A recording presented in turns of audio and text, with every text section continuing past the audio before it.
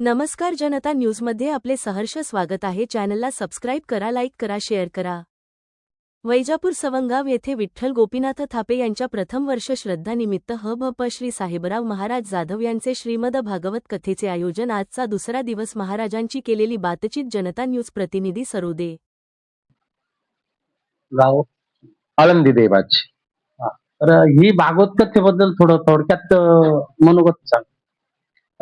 आता ही जी भागवत कथा होत आहे ना, आमची भाची आहे सौभाग्यवती चंद्रकला शंकर थापे, त्यांच्या सासऱ्यांच्या पुण्यतिथी निमित्ताने हा श्रीमद भागवत कथेचा योग या ठिकाणी घडून आलेला आहे. वृंदावनला हे दाम्पत्य आलं होतं आणि त्यांनी सांगितलं की आम्हाला पण आमच्या पितरांच्या निमित्ताने भागवताची कथा करायची आहे.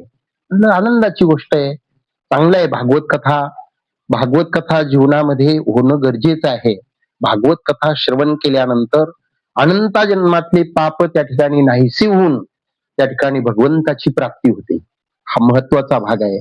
आणि या निमित्ताने जर या ठिकाणी भागवत कथा होत असेल तर पितरही निश्चितच भगवंताच्या स्वरूपाला प्राप्त होतील, याच्यात संशय नाही. आणि या अनुषंगाने या ठिकाणी भागवत कथा होणार म्हटल्यानंतर परिसरातील जी काही भाविक मंडळी भागवत कथा श्रवणाला येणार त्यांचाही निश्चितच उद्धार होणार. कारण भगवत कथा ही त्या ठिकाणी उद्धारक अशा प्रकारची कथा आहे आणि ती या ठिकाणी होत आहे म्हटल्यानंतर फार आनंदाची वार्ता आहे. लोकांचाही प्रतिसाद चांगला आहे. काल पहिला दिवस होता, पण काय झालं, अचानक पावसाचं वातावरण झालं, वारं वावधळ झालं, तरी परंतु लोकांनी धैर्य धरून त्या ठिकाणी बसून राहिली. पाऊस चालू असतानाही बसून राहिली. त्यांना म्हटलं आता पाऊस जर जास्त चालू झाला तर आत येऊन बसा. काही आत येऊन बसले, पण पावसात त्या ठिकाणी माघार घेतली नाही कोणी. म्हणजे सर्व लोक भाविक आहे, श्रद्धेने. पहिला दिवस असताना भरपूर लोक होते, आज अजून वाढून येतील असा अंदाज आहे. नक्कीच. तुम्हाला कसं वाटतं, म्हणजे तुमच्या या हा एरिया तुम्हाला पहिल्यांदाच नाही, आता हा सद्गुरु गंगागिरी महाराजांचं बेट, बरोबर, सरला बेट, त्या बेटाचा हा परिसर असल्या कारणाने या भागात सर्व अशा प्रकारचे भाविक लोक आहे. आमचं गुरुस्थान सद्गुरु नारायणगिरीजी महाराज आहे. मी सुद्धा बेटामध्ये 3 वर्ष होतो आणि हा संपूर्ण परिसर महाराजांच्या कृपाशीर्वादाने परमार्थाला लागलेला आहे. प्रत्येक घरामध्ये माळकरी आहे, धार्मिक आहे आणि परमार्थाचा वारसा चांगल्यापैकी या भागात आहे.